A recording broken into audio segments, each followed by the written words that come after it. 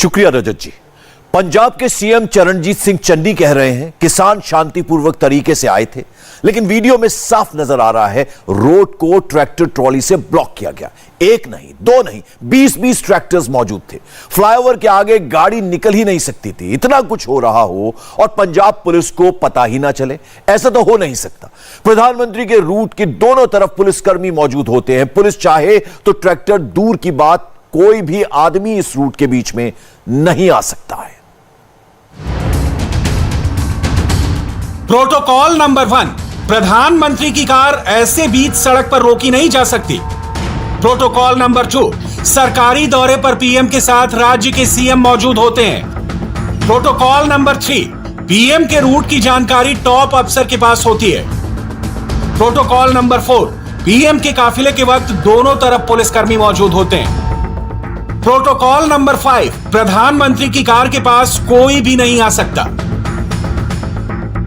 Prime minister की सुरक्षा के लिए जितने भी नियम बनाए गए हैं, उन सारे नियमों को चुन चुनकर पंजाब में तोड़ डाला गया। पंजाब के हुसैनीवाला से 30 किलोमीटर पहले जो कुछ हुआ वो विरोध प्रदर्शन इत्तेफाक नहीं है, बल्कि बहुत बड़ी सुरक्षा में सेंध है, जिसका अंजाम कुछ भी हो सकता है। कुछ भी मतलब कुछ भी।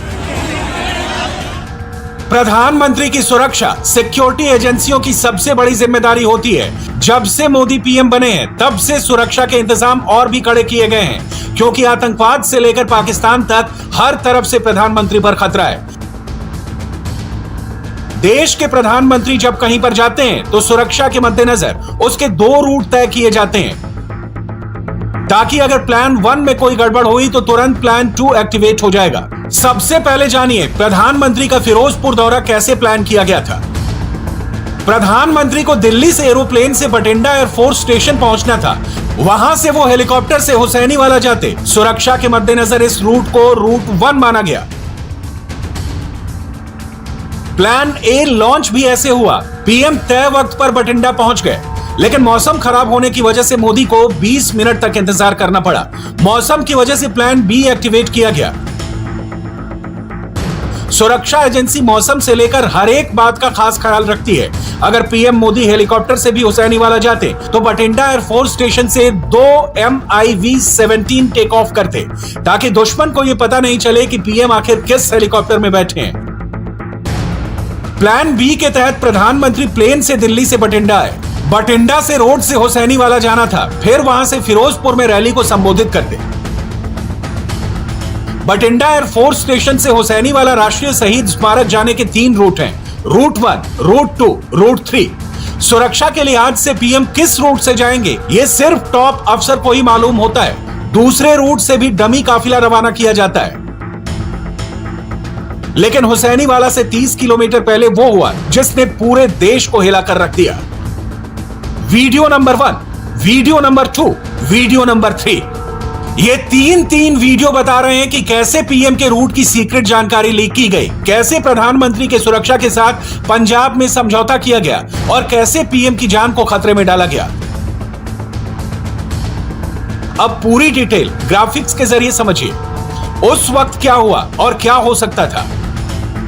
बठिंडा से पीएम मोदी का काफिला फिरोजपुर और हुसैनीवाला के लिए रवाना हुआ, लेकिन जैसे काफिला 30 किलोमीटर पहले एक फ्लाईओवर पर पहुंचा, वहां पर पहले ही प्रदर्शनकारी मौजूद थे, जिसकी वजह से काफिले को रोकना पड़ा। करीब 20 मिनट तक प्रधानमंत्री की गाड़ी वहीं स्पॉट पर खड़ी रही, लेकिन जब सिचुएशन आउट ऑफ कंट्रोल होने लगी तो प्रधानमंत्री का काफिला वापस बठिंडा के लिए लौट गया।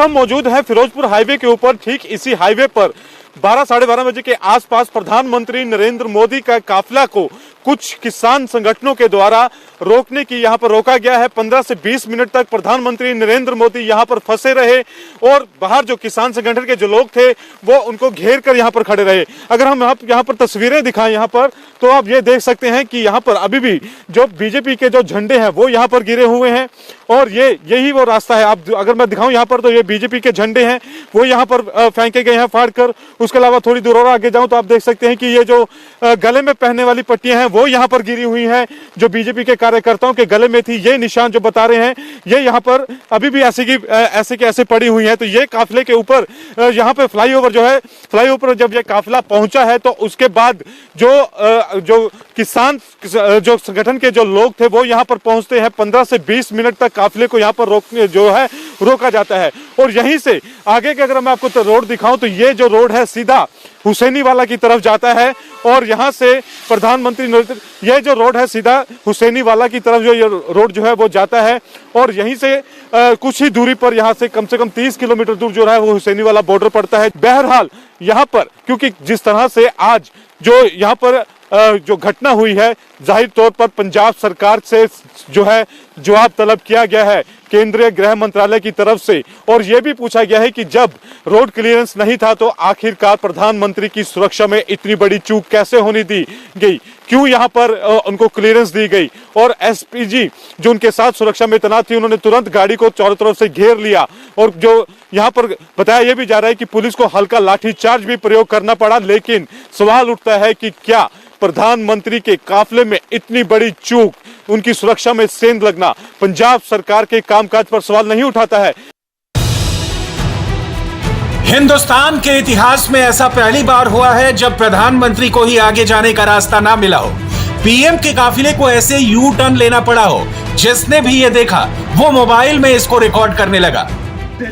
आ सी कोई मोदी की गड्डी चल पिया जी, ये तुर पिया जी मगर नूं आ जांदा जी, आ जांदा जी काली गड्डी च मोदी बैठा जी। आ वेखो जी। नमस्कार दोस्तों, मेरा नाम अमित तनेजा है। मैं भारतीय जनता पार्टी का प्रदेश कार्य समिति सदस्य हूं। आज आपको एक अजीब चीज़ दिखा रहा हूं। मेरी और प्रधानमंत्री जी की कार, देश के प्रथम प्रधान सेवक प्रधानमंत्री मोदी जी की कार, सामने से मैं और वो एक ही रोड पे हैं। कितना बड़ा सिक्योरिटी लैप्स है। और वो सामने 10 मिनट खड़ी रहने के बाद यू टर्न लेके वापस आ रही है। मतलब फिरोजपुर से 10 किलोमीटर पहले की ये वीडियो मैं आपको दिखा रहा हूँ कि प्रधानमंत्री जी का काफिला मतलब फंसा था और पुलिस उसको भी निकालने में नाकामयाब रही। और ये कितना बड़ा सिक्योरिटी लैप्स है पंजाब सरकार का, पंजाब पुलिस का। जिम्मेदार अधिकारियों पर तुरंत कार्रवाई होनी चाहिए। जैसे ये सब कुछ हुआ, हमारे रिपोर्टर तुरंत ऑन लोकेशन में पहुंचे, वहां पर उस वक्त मौजूद लोगों से बात की, पूरे मामले को समझा। हमारे साथ प्रत्यक्षदर्शी भी हैं, उनसे हम बात करेंगे। जब ये हमला हुआ यहाँ पर प्रधानमंत्री के काफिले को यहाँ पर रोकने की कोशिश की गई, तब क्या आप यहीं पर थे?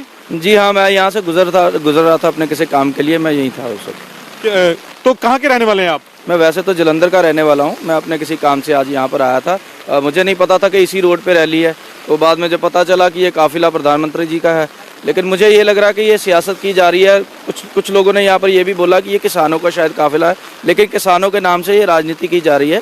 वो कोई किसान नहीं थे, किसानों ने कोई काफिला नहीं रोका। ऐसा भी हुआ क्या था एग्जैक्ट, आप बताएंगे कि उस समय हुआ क्या था? हम थोड़ा पीछे थे गाड़ी में। जब तक हम उतर के आए तब तक तो शायद पुलिस ने बल प्रयोग करके उनको निकाल दिया था यहाँ से, रोड से, काफिले को।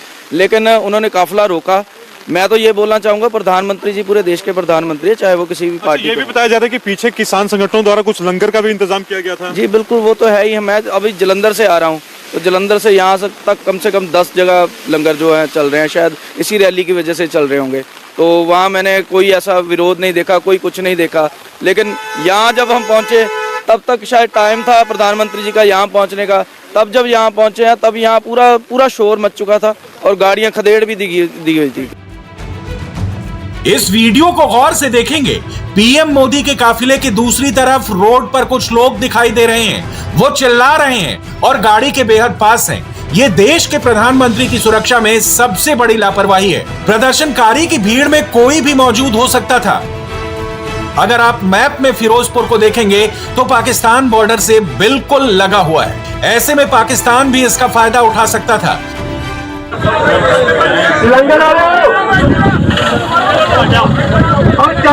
सारे वीरो, कोई मुलाजिम कोई भी, सारे चाह पी लो, बीजेपी वाले तुम भी पी लो। साढ़े बाबे नानक का 20 रुपये का लंगर है, इतों कोई भुखा नहीं जाता। तो जिन्हें चाह पीनी है पियो। लंगर वाले बेनती है भाई, लंगर वरताउन लगे देखना कि फलाना बीजेपी का फलाना लंगर वरताउन सारे। प्रधानमंत्री मोदी देश के सबसे बड़े लीडर हैं। उनकी जान सबसे ज्यादा कीमती है, उनकी जिंदगी को सबसे ज्यादा खतरा भी है। और प्रधानमंत्री की जान की हिफाजत एसपीजी की जिम्मेदारी है। एसपीजी यानी स्पेशल प्रोटेक्शन ग्रुप, जो देश में भी विदेश में भी पीएम की सुरक्षा करती है। 15 अगस्त लाल किले से लेकर आपने जब भी प्रधानमंत्री को देखा होगा, जहां पर भी देखा होगा, वहां पर एसपीजी कमांडो उनके साथ मौजूद रहते हैं। कभी ब्लैक सूट में, कभी सफारी सूट में, आंखों में काला चश्मा लगाए, हमेशा पीएम के साथ मौजूद रहते हैं। जब पीएम मोदी का काफिला पंजाब के फ्लाईओवर में रुका तो उनकी कार को चारों तरफ से एसपीजी कमांडो घेरे हुए थे, ताकि अगर कहीं से भी हमला हो तो वो पीएम का बचाव कर सकें। प्रधानमंत्री की सुरक्षा कई घेरों में की जाती है। पीएम की सुरक्षा के पहले घेरे में एसपीजी के कमांडो होते हैं, दूसरे घेरे में एनएसजी कमांडो, तीसरे में पैरामिलिट्री के कमांडो होते हैं, चौथे घेरे में राज्य पुलिस होती है। एसपीजी का गठन वीवीआईपी की सुरक्षा के लिए हुआ है। एसपीजी को इस वक्त देश में सिर्फ प्रधानमंत्री की सुरक्षा की जिम्मेदारी मिली है। इस फोर्स के पास दुनिया के सबसे लेटेस्ट, सबसे खतरनाक वेपन होते हैं। FNF 2000 बेल्जियम की बुलपअप सेमी ऑटोमेटिक राइफल, जो 1 मिनट में 900 गोलियां दाग सकती है। FN स्कार अफगानिस्तान इराक युद्ध में इस्तेमाल 1 मिनट में 650 round fire. Glock pistol made in Austria. Modern sub machine gun made in India 800 round 1 minute में। FN 57 pistol made in Belgium. प्रधानमंत्री के काफिले में कई गाड़ियां मौजूद रहती हैं। स्टेट पुलिस से लेकर एसपीजी की कार तैनात होती हैं, लेकिन पीएम किस कार में बैठे हैं ये कभी डिस्क्लोज नहीं किया जाता। प्रधानमंत्री के काफिले में एक डमी कार भी होती है, जो हूबहू पीएम की कार जैसी दिखती है। इन दो कार में किसमें पीएम बैठेंगे या बैठे हैं ये क्लियर नहीं किया जाता, ताकि दुश्मन कंफ्यूज रहे। पीएम के काफिले में एक खास गाड़ी होती है, जिसको जैमर भी कहते हैं। जैमर काफिले का अहम हिस्सा होता है, जिसके ऊपर बहुत से एंटीना लगे रहते हैं। जैमर कार सड़क के दोनों तरफ 100 मीटर की दूरी पर रखे विस्फोटकों को डिफ्यूज करने की क्षमता रखती है।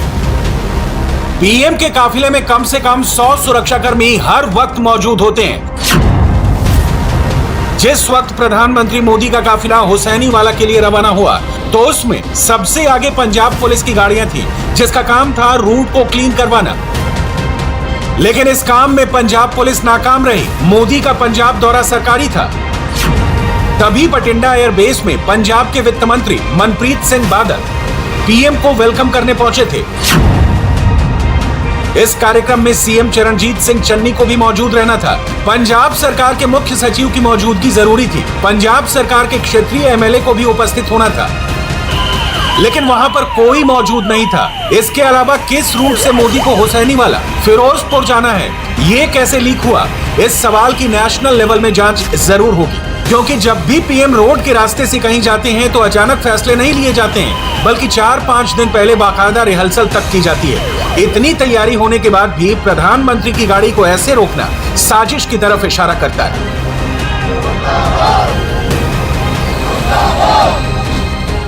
इंडिया टीवी हर वक्त हर जगह डाउनलोड करने के लिए सर्च करें India TV news Google play store या ऐप स्टोर पर।